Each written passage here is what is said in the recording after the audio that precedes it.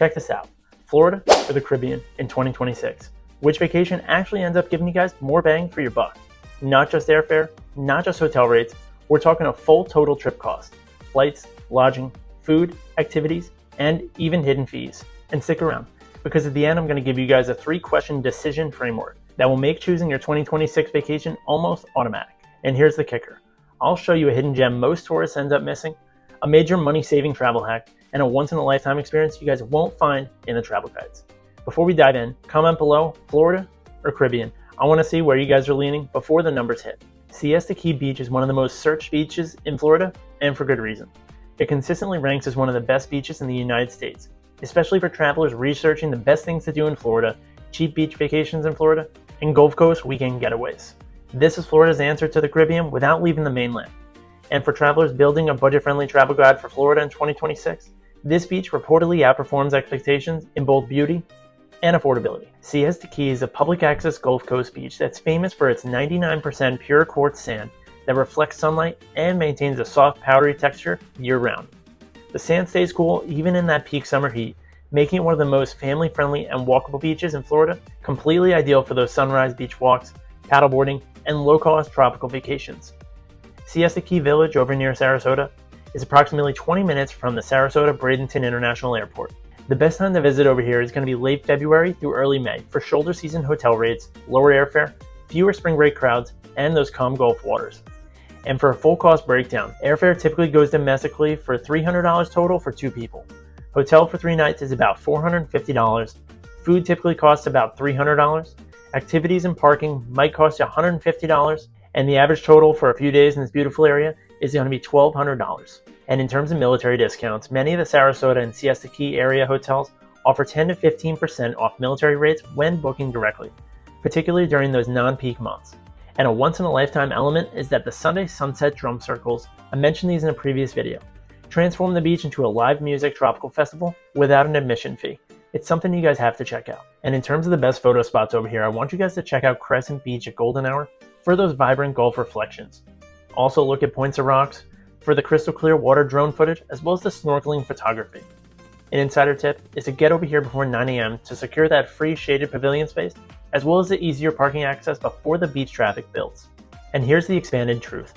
If you're searching best beaches in Florida for families, cheap Florida beach vacation ideas, Florida Gulf Coast hidden gems, or perfect 3-day Florida beach itinerary, Siesta Key is repeatedly going to be ranked in every one of those lists because it combines accessibility, beauty, and cost efficiency all in one location. So if the Caribbean had a mainland twin that didn't require customs, baggage fees, or currency exchange, this would be it. Stop number 2 on our list is going to be San Juan. When travelers search for the best Caribbean vacations without a passport, affordable Caribbean destinations from the US, as well as top things to do in Puerto Rico, San Juan consistently dominates the travel results. San Juan, Puerto Rico delivers a true island atmosphere that's layered with colonial architecture, vibrant nightlife, tropical beaches, and historic landmarks, which actually makes it one of the most culturally rich locations in the Caribbean. And this Caribbean city is fully accessible to American travelers. This historic Caribbean capital combines beach access, Spanish colonial fortresses, colorful old town streets, as well as Atlantic Ocean views. And 3 must-see attractions you guys have to check out in San Juan is going to be the Castillo San Felipe del Moro, Cantado Beach, as well as the Paseo de la Princesa Promenade. The best time to visit is going to be late April through early June for lower airfare, fewer cruise crowds, and more favorable hotel pricing. And for the cost breakdown, airfare is going to run you about $700 for 2 people, hotel about $675, food runs you about $400, activities $250, and the average total is just over $2,000 at $2,025. The military discounts over here are a little bit limited, but sometimes available through direct hotel booking or the rental car agencies, and not as widely available as in Florida, which is obviously in the United States. And a once-in-a-lifetime element for this area is that the sunrise overlooking the Atlantic from El Morro's cliffs is going to be where centuries of history meet those panoramic ocean views. Don't miss this.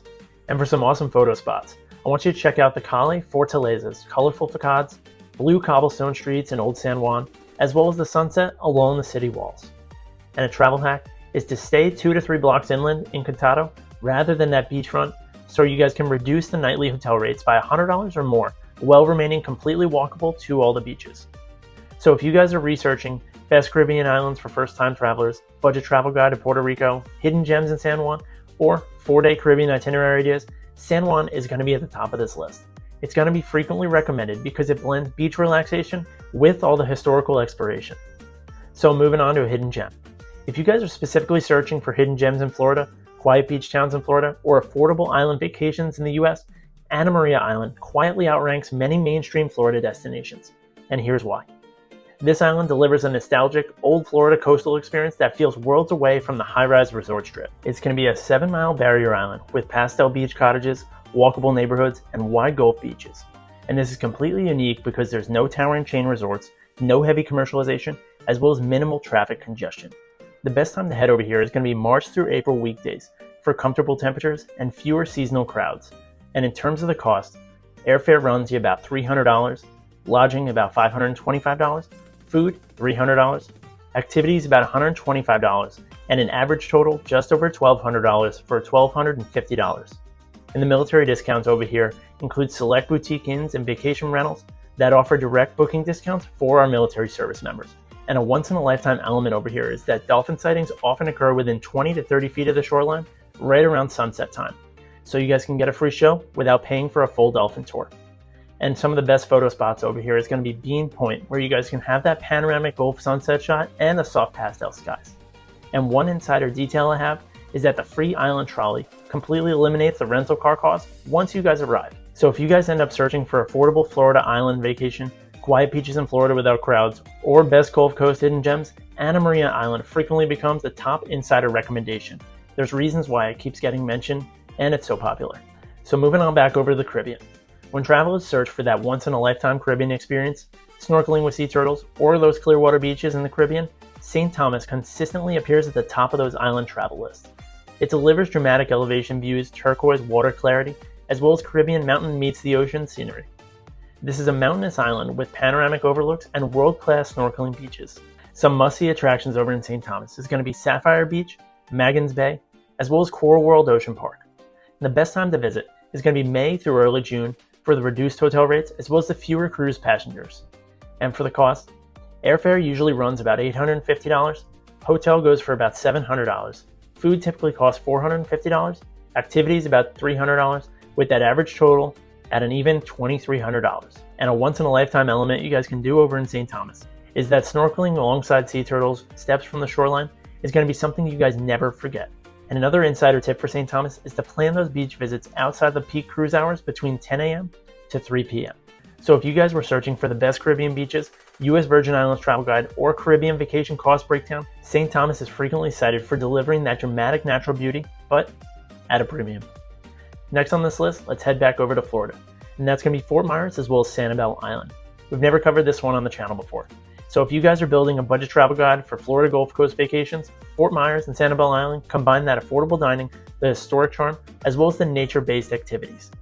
So this coastal pairing offers historic estates, wildlife refuge, as well as shell-covered beaches. And there's plenty of must-see attractions over here, including the J.N. Ding Darling National Wildlife Refuge. That's a mouthful. The best time to head over here is going to be February through April for the ideal weather as well as the off-peak hotel rates. Just avoid spring break. And for a cost breakdown, airfare runs you about $300, lodging goes for about $480, and food costs about $300. Activities go for about $150, with the average total cost being $1,230. And for military discounts, they're available at select museums as well as hotels. Just let them know, show your identification, and see if they offer that. One iconic photo spot is going to be the Sanibel Lighthouse at golden hour. And one once-in-a-lifetime element that I have for you guys is that sunrise kayaking through the mangrove tunnels with herons and manatees at your sides is something you will never forget. Another travel hack I have is that you guys should use the public beach access points instead of the resort parking areas so you guys can eliminate those additional fees. So if you guys were searching for cheap things to do in Fort Myers, Sanibel Island Shelling Guide, as well as best Florida wildlife experiences, this region is going to consistently surface as a high-value alternative to those pricier destinations. So let's head over to the Caribbean once more. When travelers search for the clearest water in the Caribbean, the best snorkeling in the Cayman Islands, or the luxury Caribbean beaches on budget, Grand Cayman frequently tops the list of the expert recommendations. And here's why. It's home to the 7-Mile Beach and globally recognized snorkeling reefs. The best time to head over here is going to be late April through June shoulder season. And for the cost breakdown, Airfare typically goes for about $900, lodging goes for about $660, food costs $450, activities $250, with the average total cost going for about $2,260. And a once-in-a-lifetime element that I have for this area in Grand Cayman is going to be the shore snorkeling over at Cemetery Beach. You guys can enjoy that incredible experience without booking an expensive boat excursion. And an insider tip for heading over to Grand Cayman: the midweek flights and the shorter 3-night stays significantly reduce the overall vacation costs. So if you guys are searching for Cayman Islands travel costs, Grand Cayman budget itinerary, as well as the best Caribbean beaches for snorkeling, this spot is consistently going to be positioned as the island with the premium water destination and the strategic cost-saving potential. The water here legitimately looks digitally enhanced. So all in all, for a Florida versus Caribbean cost comparison, Florida ends up being cheaper for the airfare, the lodging, the food, as well as the activities. And as you can assume, it's a little bit cheaper because you're flying domestically, with the average cost in Florida going for about $300 for flights, $485 for lodging, $300 for food, and activities going for about $142, with an average Florida cost of $1,227. And for the Caribbean side, it averages $817 for airfare, $678 for lodging, food going for about $433 if you guys are not in an all-inclusive, and the activities going for about $267 on average, bringing that Caribbean average to $2,195 for a trip. So here's the psychological trick. I mentioned in the beginning that I'm going to ask you guys 3 questions that you should consider before you pick your trip. Ask yourself these 3 questions before you book. Do you value ease of travel, no passport, less airfare, or true island immersion? Question number 2, will saving $1,000 influence your choice? Florida offers a huge bang for your buck if that's the case. Third, is your trip short or long? Short trips lean towards Florida, but the longer trips can justify the Caribbean splurge. So if you answer mostly ease and savings, Florida wins hands down. But if you guys answer island immersion and epic snorkeling, go to the Caribbean. So if you guys enjoyed this video, you should subscribe and check out this video next. Thanks for watching. Keep traveling.